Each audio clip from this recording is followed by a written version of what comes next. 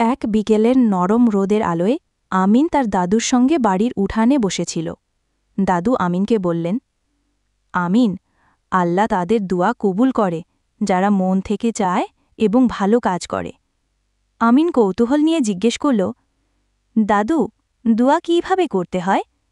দাদু বললেন, মন দিয়ে ধৈর্যের সঙ্গে, আর শুধু নিজের জন্য না, অন্যের জন্যও দোয়া করতে হয়। অন্যের মঙ্গল চাওয়া, সেটাই আসল ভালোবাসা।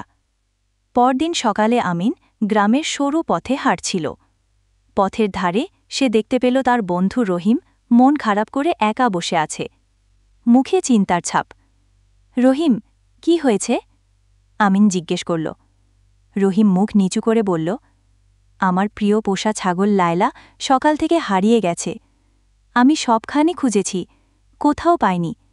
আমি খুব দুঃখ পাচ্ছি। আমিন তার বন্ধুকে বলল, চলো আমরা দুজন মিলে আল্লাহর কাছে দোয়া করি, তিনি দয়া করে নিশ্চয়ই লায়লাকে ফিরিয়ে দেবেন। তারা কাছের মসজিদের সামনে গিয়ে হাত তুলে দোয়া করল। আমিন বলল, ইয়া আল্লাহ, রহিমের প্রিয় ছাগল লায়লাকে ফিরিয়ে দিন।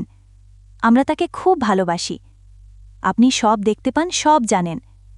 দোয়া শেষ করে তারা দুজনে গ্রামের বিভিন্ন পথে খুঁজতে লাগল। পুকুর পাড়, ধানক্ষেত, বাঁশঝাড়, কোথাও লায়লার দেখা নেই। হঠাৎ এক বৃদ্ধ কৃষকের সঙ্গে তাদের দেখা হল। তিনি বললেন, আমি একটু আগে বনের পাশে একটা ছাগল দেখেছি, তবে তোমরা সাবধানে যেও, বনটা একটু ঝোপঝাড়ে ভর্তি। এই কথা শুনেই আমিন আর রহিম দৌড়ে গেল সেই বনের দিকে।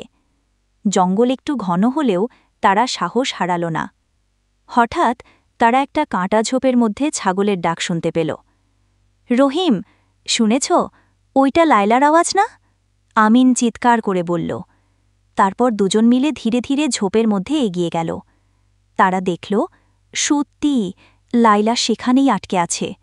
খুবই ভয় পেয়েছে সে। তারপর তারা সাবধানে লায়লাকে মুক্ত করল। সেও বুঝতে পেরেছে তার প্রিয় বন্ধুরা তাকে খুঁজে পেয়েছে। রহিম আর আমিন লায়লাকে নিয়ে বাড়ি ফিরল। রহিমের মা তাদের দেখে অনেক খুশি হলেন আর বললেন, আলহামদুলিল্লাহ, আমার ছাগল ফিরে এসেছে। তারপর আমিনের জন্য আল্লাহর কাছে দোয়া চাইলেন। সন্ধ্যায় আমিন আবার দাদুর কাছে ফিরে গেল। তার চোখে ছিল খুশির আলো। তারপর তার দাদুকে বলল, দাদু, তুমি ঠিক বলেছিলে। আমরা মন থেকে দোয়া করেছিলাম আর বন্ধুর পাশে দাঁড়িয়েছিলাম। আল্লাহ আমাদের দোয়া শুনেছেন। দাদু হাসলেন আর বললেন, আল্লাহ সবসময় তাদের পাশে থাকেন যারা অন্যের জন্য দোয়া করে এবং ভালো কাজ করে। মনে রেখো আমিন, কোনো দোয়া কখনোই বৃথা যায় না। তো বন্ধুরা, আমাদের গল্পটি যদি ভালো লেগে থাকে তাহলে চ্যানেলটি সাবস্ক্রাইব করতে ভুলো না কিন্তু।